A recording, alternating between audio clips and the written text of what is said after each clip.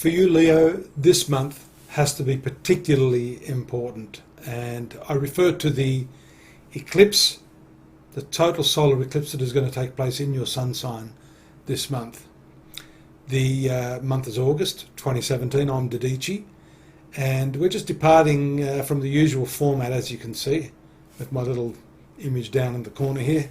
You don't need to see too much of me. I'd prefer you to take a look at what's happening here. This powerhouse of energy taking place there in your sun sign with Mars, the karmic north node, dark moon, and the sun here, your ruling planet, all in your sun sign. On top of that, they're receiving very powerful aspects from the progressive and altruistic Uranus and the conservative and somewhat somber Saturn. So an immense amount of energy focusing here.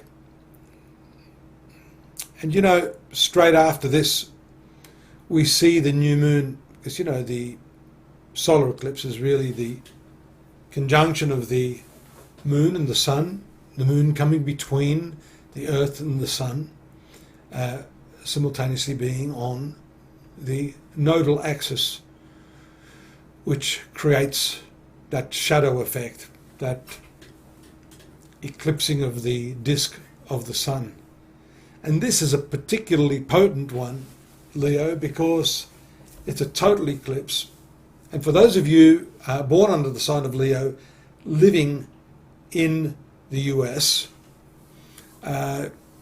this is going to be a very, very important turning point for the American nation, which you should look at my introduction on that, because this solar eclipse, believe it or not, at around 28 degrees and 47 minutes, falls smack bang on the rising degree of President Donald Trump's horoscope.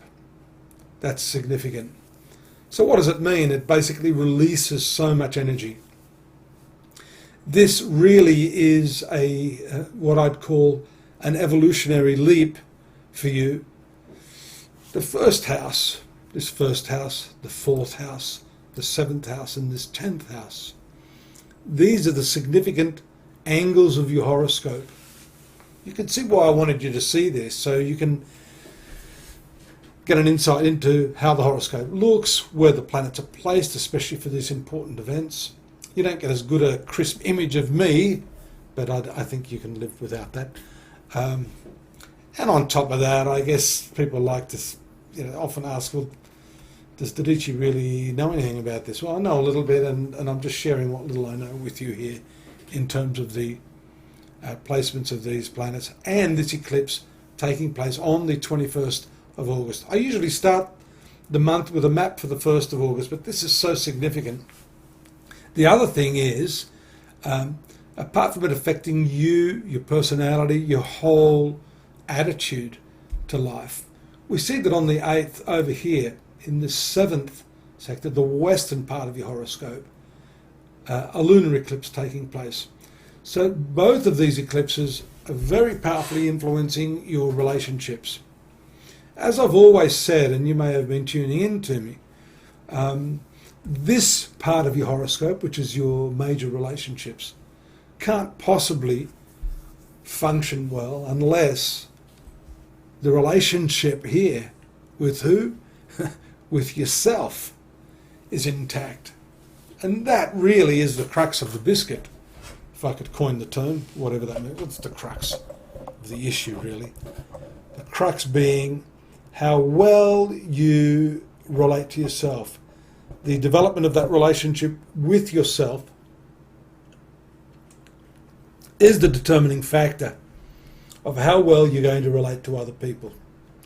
If you have a shitty relationship with yourself, you can't expect a great relationship with anyone else around you.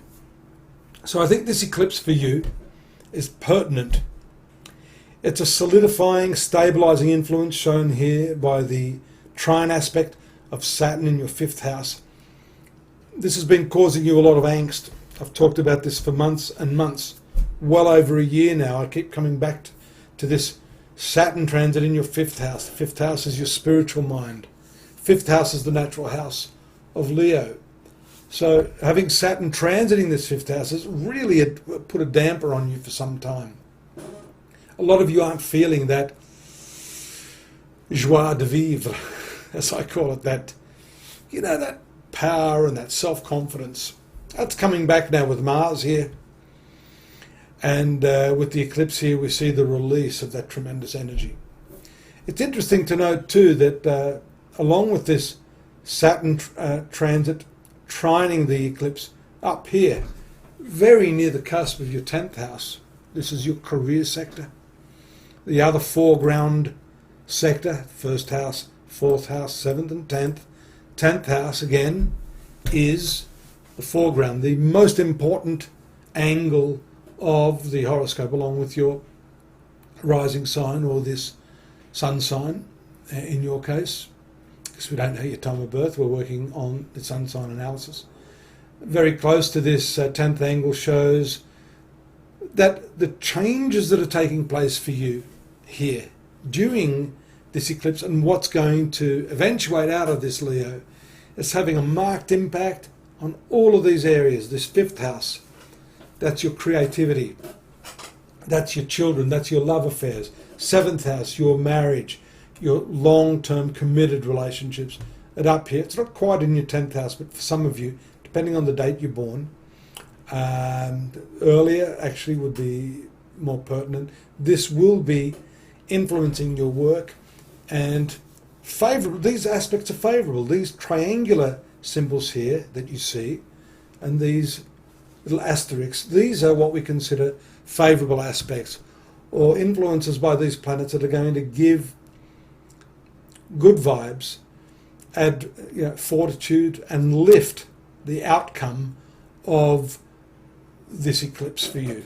So initially the eclipse can really be a daunting sort of experience.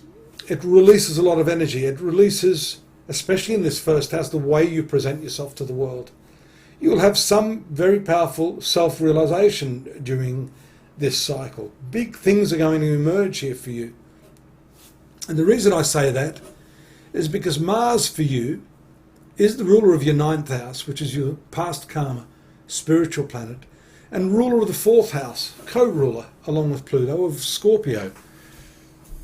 So, the dictum according to the ancient karmic astrologers is that when a planet owns the triangular house, the trinal house, and simultaneously the angular house, this 4th house, and then goes to the angle as it does here this month for you, it becomes endowed with what we call a royal status in the royal sign of Leo, to bring with it some very powerful and positive influences. So my gut feeling for you is, and I haven't focused too much on anything else this month other than to bring you back to your self-awareness, to the understanding that the changes that are taking place initially may be a little bit humbling, but what's going to emerge out of that is very much like the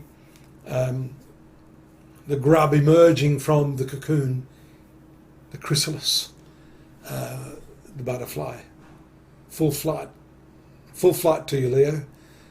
This eclipse is going to be an important one. I'd like to follow up on that next month, and I definitely want to hear back from any of you that are experiencing this already, because sometimes you'll get an inkling of what's going on prior to the actual event, and an event it is, a big event indeed.